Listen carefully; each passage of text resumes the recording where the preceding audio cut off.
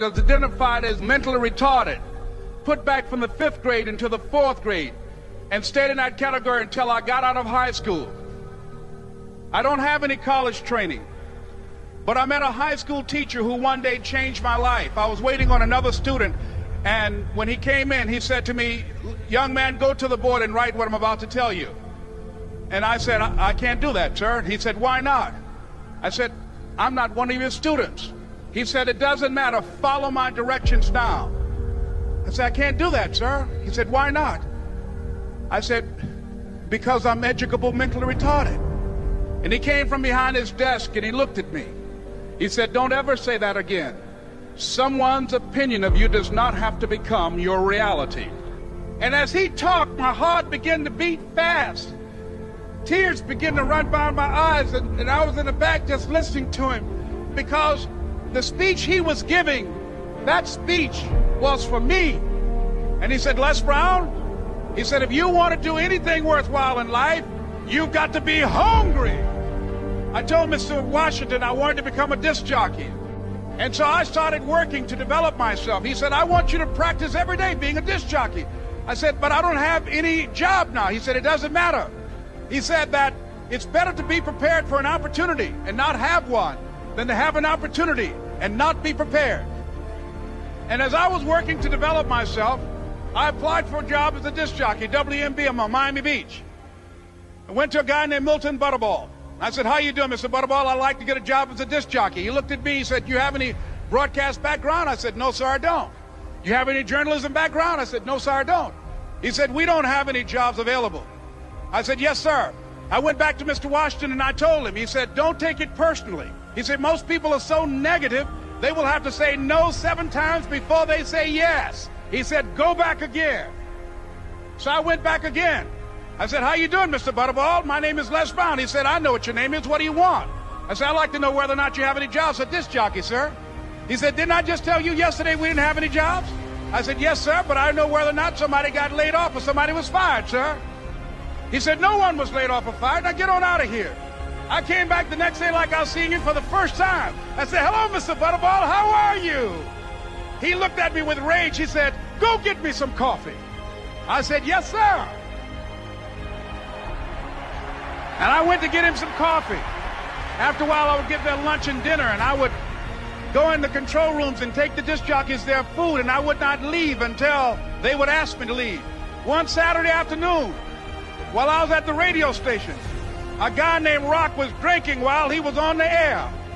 I was the only one there, looking at him through the control room windows, walking back and forth, young, ready, and hungry. Pretty soon the phone rang, and it was the general manager. And I answered the phone. I said, "Hello?" He said, "Les, this is Mr. Klein." I said, "I know." He said, "Rock can't finish his program." I said, "I know." He said, "Would you call one of the other DJs in?" I said, "Yes, sir." I hung the phone up. I said, "Now he must think I'm crazy." I called my mom and my girlfriend, Cassandra. I said, "Y'all turn up the radio and come out on the front porch. I'm about to come on the air." I waited for about 20 minutes, and I called him back. I said, "Mr. Klein, I can't find nobody." He said, "Young boy, do you know how to work the controls?" I said, "Yes, sir." He said, "Go in there and don't say nothing here." I said, "Yes, sir." I couldn't wait to get behind those controls. I put on an old Stevie Wonder record called Fingertips. I sat down behind that turntable. I said, "Look out, this is me, LB Triple P, Les Brown, your platter playing papa. There were none before me, and there will be none after me. Therefore, that makes me the one and only. Young and single and love to mingle, certified, bona fide, indubitably qualified to bring you satisfaction, a whole lot of action. Look out, baby, I'm your love man." I was hungry. I was hungry.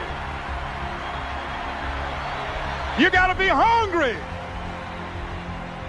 Begin to know that you have greatness within you.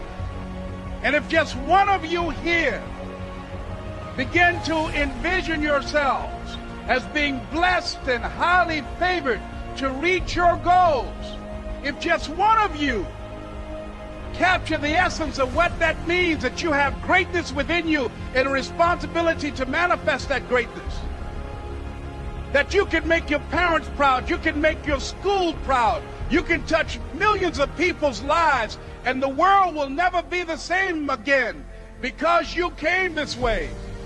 It was hard, ladies and gentlemen, coming to speak to people. And I was facing financial difficulties in my own life. I was behind on my bills and my dreams, and I'm saying to them, you can live your dream. It was hard, ladies and gentlemen.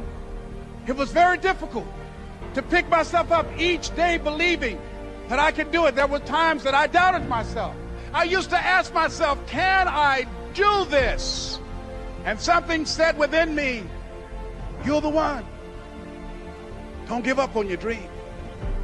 By continuing to push forward, by continuing to run toward my dream, that one day I would have my own talk show. It's a long shot, ladies and gentlemen, from Liberty City, an abandoned building on a floor, never knowing my mother or father. It's a long shot. Being here with you today in this dome in Atlanta, it's a long shot. No college training, labeled educable, mentally retarded, but I kept running toward my dream. Don't stop. Don't stop running